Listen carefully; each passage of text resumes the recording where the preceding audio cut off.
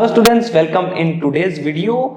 आज हम क्या पढ़ने वाले हैं? आज हम पढ़ने वाले हैं ब्राउनस्टेड-लॉरी कॉन्सेप्ट। हमने पिछली वीडियो में जाना है, क्या जाना था हमने पिछली वीडियो में कि what is Arrhenius concept. Arrhenius concept को हमने जाना था, वो बताता था कि किस तरह से कोई चीज एसिड है और किस तरीके से कोई चीज बेस है। उसमें कुछ लिमिटेशंस आई थी। इस वीडियो में हम बात करेंगे एक नई थ्योरी की जो एसिड और बेसिस को डिफाइन करने के लिए आई है और इसका नाम है ब्राउनस्टेड-लॉरी कॉन्सेप्ट। ये क्या है? ब्राउनस्टेड भी साइंटिस्ट का नाम है और लॉरी भी साइंटिस्ट का नेम है। उनके ऑनर में हमने ये प्रिंसिपल जो उन्होंने बताया है उसको पढ़ना है और इसमें होता क्या है उसको हम सीखने वाले हैं। ये बेसिक सी वीडियोस, बेसिक से कॉन्सेप्ट आपके क्लियर करेगी ताकि आप अपना एक लेवल बना पाए एक कॉम्पिटिटिव एग्जाम में अपने आप को स्टैंड कराने के लिए, है ना। तो ये छोटी छोटी सी चीजें हमें सीखनी है। तो आज हम सीखने वाले हैं ब्राउनस्टेड-लॉरी कॉन्सेप्ट। चलिए तो देखिए, वहां जो आर्हीनियस कॉन्सेप्ट जो हमने सीखा था उससे अलग ब्राउनस्टेड-लॉरी कॉन्सेप्ट कैसे है, चलिए हम जान लेते हैं। हमें यह जानना है कि ब्राउनस्टेड-लॉरी ने क्या कहा है। ब्राउनस्टेड-लॉरी ने बोला है कि कोई भी सब्सटेंस जो अपने अंदर से H पॉजिटिव ना कह के, उन्होंने बोला कोई भी सब्सटेंस अपने अंदर से प्रोटॉन अगर रिलीज कर रहा है ना, वो डोनेट कर रहा है प्रोटॉन, तो वो एसिड है। समझ गए हैं? और सिमिलरली कोई सब्सटेंस अगर प्रोटॉन को एक्सेप्ट कर रहा है तो वो बेस है। बेसिक सी बात याद रहेगी। What is Bronsted Lowry concept? Any substance which is donating the proton, this is known as acid, and any substance which is accepting the proton, this is known as base. चलिए इसको हम सीख लेते हैं कि प्रोटॉन एक्चुअल में है क्या, है ना। हम अपनी डेली लाइफ का इसको कैसे एक हिस्सा बना के सीख सकते हैं। चलिए, आपको पता है ना कि हाइड्रोजन जो होता है, हाइड्रोजन एटम, इसके अंदर क्या होता है? इसके अंदर होता है एक प्रोटॉन और इसके बाहर ये जैसे हाइड्रोजन का एटम है, इसमें है एक प्रोटॉन और एक इलेक्ट्रॉन, है ना। एक प्रोटॉन है और एक इलेक्ट्रॉन है। तो अगर मैं इसमें से इस इलेक्ट्रॉन को, मैं इसको E लिख देता हूं, इसमें से इलेक्ट्रॉन को रिलीज कर दूं किसी तरीके से, तो ये क्या बन जाएगा, क्या रह जाएगा? ये हो जाएगा H पॉजिटिव। समझ रहे हैं? तो अगर मैं आपसे बोलूं कि जब मैं बोलता हूं कि प्रोटॉन को मैं डोनेट करने की बात कर रहा हूं, तो मैं बोल सकता हूं कि अगर कोई सब्सटेंस अपने अंदर से H पॉजिटिव आयंस को डोनेट कर रहा है। समझ रहे हैं? देखिए, प्रोटॉन से मतलब यहाँ पे क्या है, हाइड्रोजन का जो एटम है, हाइड्रोजन के एटम के अंदर एक प्रोटॉन है, एक इलेक्ट्रॉन है। अगर मैं इलेक्ट्रॉन को निकाल देता हूं तो वो बन जाता है, उसके अंदर सिर्फ क्या रह जाता है, पॉजिटिव, तो वो हो जाता है H पॉजिटिव। समझ रहे हैं? तो मैं ये बोल सकता हूं कि ऐसा सब्सटेंस जो H पॉजिटिव अपने अंदर से रिलीज करता है वो क्या है, वो एसिड है। और आप बोलेंगे ये तो आर्हीनियस में ही बोला था, बिल्कुल, है ना। लेकिन अब की बार हमने क्या कंडीशन रखी है कि उसको एक नाम दिया है उन्होंने, है ना। क्या नाम दिया है? कि प्रोटॉन रिलीज हो रहा है ना। सिमिलरली अगर कोई substance H positive ion accept करता है या फिर प्रोटॉन एक्सेप्ट करता है तो उसको उन्होंने क्या बोला है? उन्होंने उसको बेस बोला है। समझ गए हैं? तो यहाँ पे उन्होंने किसी वाटर में सोल्व करने की, डिसॉल्व करने के लिए पर्टिकुलर सिचुएशन नहीं दी है, ठीक है ना। ये डिफरेंस है। चलिए, तो a substance which has a tendency to give a proton, actual में दिस इज H पॉजिटिव,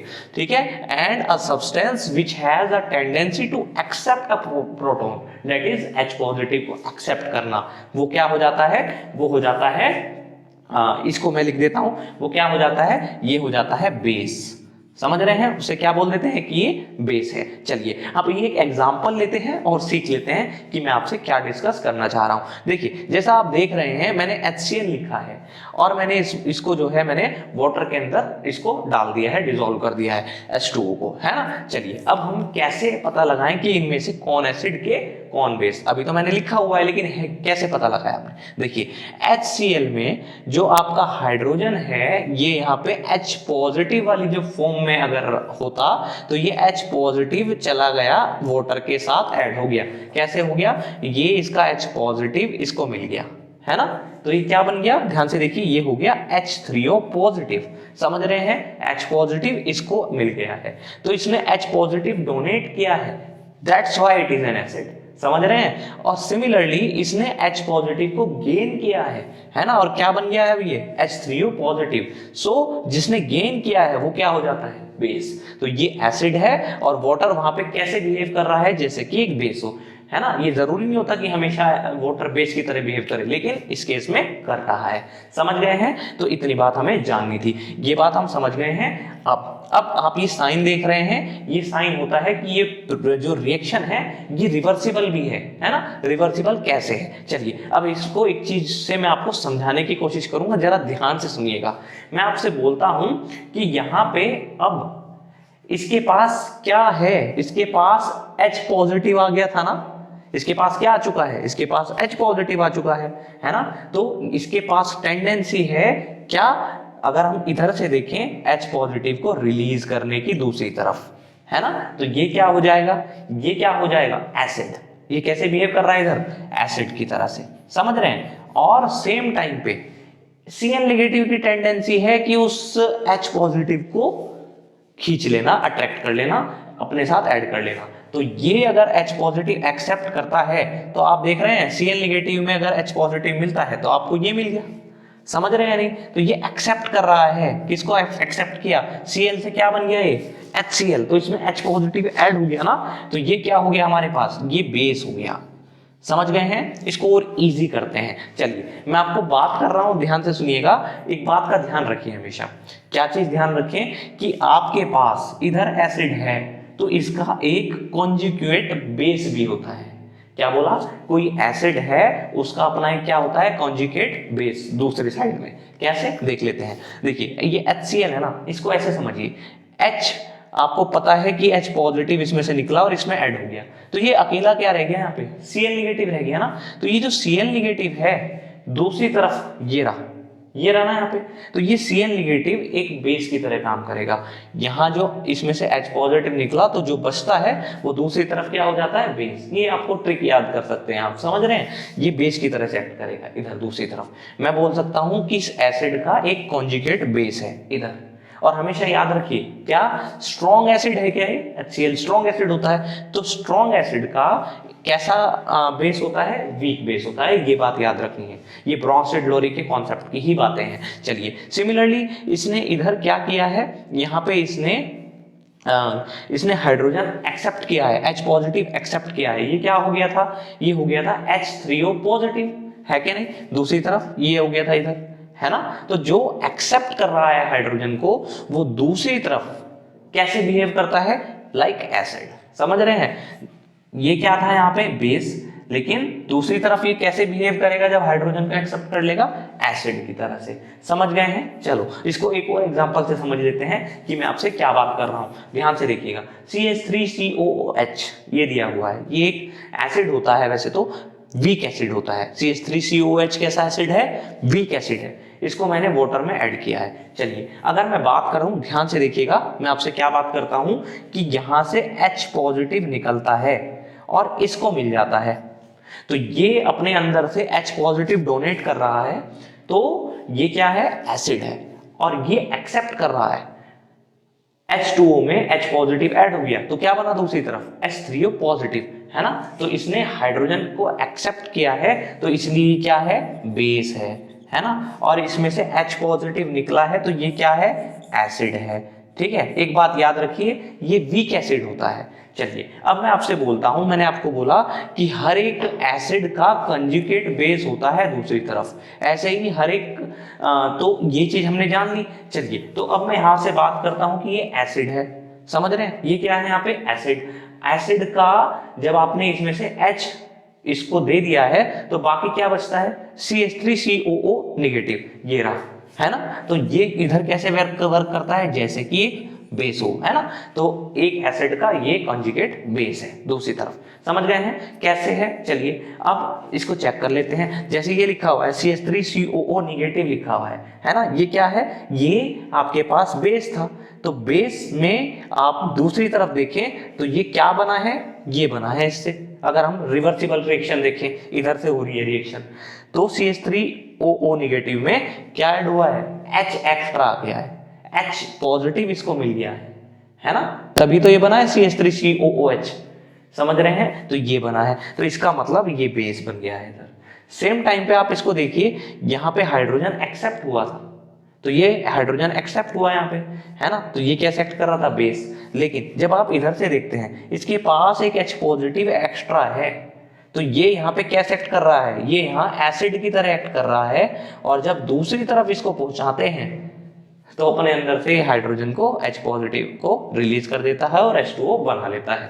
समझ रहे हैं? तो हर एक एसिड का अपना एक कंजुगेट बेस होता है। समझ गए हैं? ये चीज आपको जाननी है कि किस तरीके से ब्रॉन्स्टेड-लोरी कॉन्सेप्ट आपके जो एसिड का कॉन्सेप्ट है उसको क्लियर कराता है ना, और आपका जो बेस का कॉन्सेप्ट है उसको भी क्लियर कराता है। तो हर एक एसिड का अपना एक कंजुगेट बेस होता है। इसको मैंने आपको समझाने की एक ट्रिक बताई है कि आप अपना एसिड लीजिए और उसमें से आप देख रहे हैं H पॉजिटिव निकल जाता है, तो बाकी जो बचता है वो दूसरी तरफ बेस का काम करता है ना। और आप इसको चेक भी मैंने आपको कराया कि किस तरीके से आप इधर से रिएक्शन कराएं, तो देखें कि Cl में दूसरी तरफ क्या ऐड हुआ है, H पॉजिटिव ऐड हुआ है, यानी कि Cl ने एक्सेप्ट किया है हाइड्रोजन को, तो इसलिए ये बेस है। इस तरीके से आपने ब्रॉन्स्टेड-लोरी कॉन्सेप्ट को जान लिया है। तो हमने जान लिया है कि ब्रॉन्स्टेड-लोरी कॉन्सेप्ट क्या है। अब हम देखते हैं कि उसकी यूटिलिटी क्या है, क्या उसकी इंपॉर्टेंस है। चलिए तो देखते हैं पहली importance. It is not limited to the molecules but includes even ionic species to act as acid और बेस। मीनिंग क्या है, देखिए मैं आपको बताता हूं। ये बोल रहे हैं कि सिर्फ जो आपके पास मॉलिक्यूल्स होते हैं उन्हीं को आप एसिडिक और बेसिक कैरेक्टर्स में नहीं बता सकते, आयंस को भी बता सकते हैं with the help of Bronsted Lowry concept. आप कहेंगे जी कैसे? चलिए मैं आपको एक एग्जांपल से बताता हूं। जैसे एग्जांपल दिया हुआ है NH3, इसमें हमने H2O ऐड किया और आपने NH4 पॉजिटिव बनाया और OH निगेटिव बनाया। मैं आपको चीजें रिपीट करता हूं दोबारा से। देखिए NH3 आप देख रहे हैं, NH3 में आप क्या देखते हैं, NH3 में हमने देखा कि आपने यहाँ पे एक चीज यहाँ पे आपको जो देखने को मिली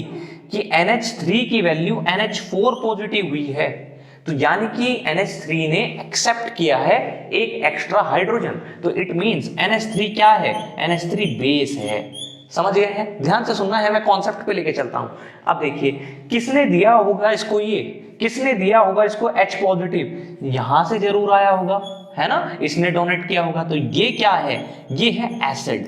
समझ रहे हैं? तो ये इसमें से हाइड्रोजन चला गया, तो ये अब क्या रह गया, ये रह गया OH निगेटिव। चलिए ये बात तो हमें समझ में आ गई कि भाई ये बेस है और ये एसिड है। चलिए अब मैं आपसे बोलता हूं, मैंने आपसे पहले भी बात की है कि यहाँ वाटर एसिड है। जब यहाँ ये वाटर एसिड है तो दूसरी तरफ अगर हम देखें इसमें से हाइड्रोजन निकल चुका है, तो मैंने बोला अब क्या बचता है, एक H निकल चुका है इसमें से, H पॉजिटिव, OH रह गया ना। तो ये दूसरी तरफ यहाँ एसिड है, जो बाकी बचा हुआ होता है वो दूसरी तरफ हो जाता है बेस। समझ गए हैं? अच्छा सिमिलरली मैं बोलता हूं यहाँ पे NH3 ये बेस था, ये क्या था, बेस। इसने एक्सेप्ट किया है हाइड्रोजन, तो ये दूसरी तरफ जाके क्या हो जाता है, दूसरी तरफ जाके ये हो जाता है एसिड, उल्टा हो जाता है। समझ रहे हैं? बेस किस में कन्वर्ट हो गया है, एसिड में। ठीक है ना, ये बात याद रखनी है। अब जरा इधर चलते हैं दूसरी तरफ और देखते हैं इस रिएक्शन को इधर की तरफ से उधर होते हुए। समझ रहे हैं? अब देखिए आपने यहाँ पे इसका कैरेक्टर बताया ना, कैसा कैरेक्टर है इसका, एसिडिक, है ना, क्योंकि इसके पास एक एक्स्ट्रा H पॉजिटिव है। ये अपना H पॉजिटिव डोनेट कर सकता है और खुद किस में कन्वर्ट हो जाएगा, NH3 में। कहाँ दिया इसने, ये इसको दे दिया OH निगेटिव को, इसने एक्सेप्ट कर लिया OH पॉजिटिव, तो ये किस में कन्वर्ट हो गया, H2O में। तो मैं आपसे ये बोलना चाह रहा हूँ, आपने देखा ना आयंस भी किस में एक्ट कर रहे हैं, एसिड की तरह से। OH निगेटिव भी आयन है, ये भी कैसे एक्ट कर रहा है, बेस की तरह से। तो यही तो पहला पॉइंट है कि सिर्फ मॉलिक्यूल्स को आपने लिमिटेड नहीं रखा एसिड और बेस बताने के लिए। उन्होंने बोला but includes even ionic species, ionic species को भी आप क्या बता सकते हैं, एसिड और बेस की तरह की फॉर्म में बता सकते हैं। आई होप आपने ये चीज बहुत अच्छे से जान ली होगी। चलिए अब आपसे मैं बात करता हूं दूसरे यूटिलिटी की। It can explain basic character of substances like Na2CO3 और NH3। देखिए मैं इसको भी आपको एग्जांपल से बता सकता हूं। आपने NH3 का कैसा बिहेवियर देखा इस रिएक्शन में, बेस देखा ना, तो ये कौन बता रहा है, किसकी हेल्प से पता लग रहा है, ब्रोंस्टेड-लॉरी कॉन्सेप्ट की हेल्प से। तो Na2CO3 जैसे जो कंपाउंड्स हैं और NH3 जैसे हैं,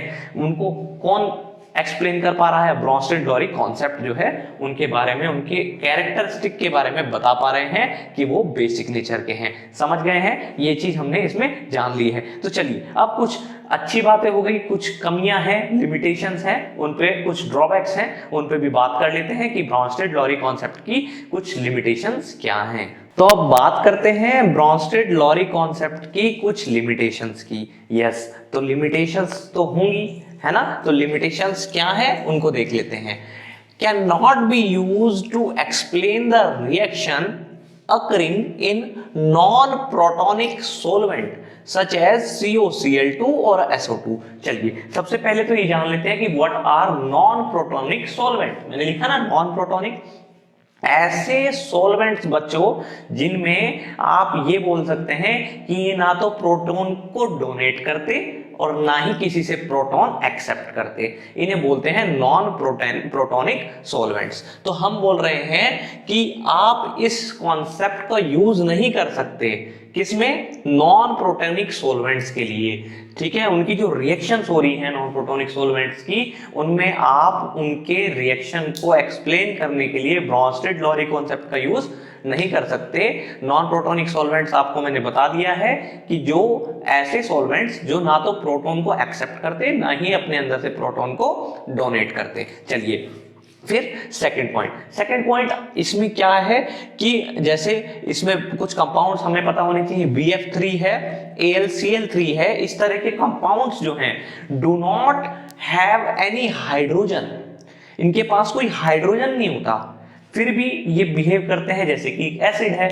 तो आप कैसे ऐसा कर पा रहे हैं, कोई हाइड्रोजन नहीं है, कोई H पॉजिटिव आयंस का आपको नहीं पता कि इसमें से क्या डोनेट हो रहा है H पॉजिटिव और इसमें क्या H पॉजिटिव एक्सेप्ट हो रहा है, जब इसमें है ही नहीं ऐसा, फिर इनके एसिडिक कैरेक्टर होते हैं तो वो कैसे पता लग रहा है ना। तो उससे एक्सप्लेन ये नहीं हो पा रहा है कि जो एसिडिक नेचर है इनका वो एक्सप्लेन ब्रोंस्टेड-लॉरी कॉन्सेप्ट से नहीं हो पा रहा है। आई होप आप अच्छे से ब्रोंस्टेड-लॉरी कॉन्सेप्ट के जितने भी बेसिक फाउंडेशन, बेसिक फंडामेंटल्स थे आप समझ गए होंगे। ये आपकी बहुत हेल्प करने वाले हैं, आपके कॉम्पिटिटिव लेवल को एक बेसिक फाउंडेशन देने वाले हैं, ताकि आप एक अच्छा और एक ऊंचा स्कोर अपने एग्जाम्स में, अपने यूनिवर्सिटी के एग्जाम्स में, अपने कॉम्पिटिटिव में कुछ एक अच्छा स्कोर, एक अच्छा लेवल गेन कर सके।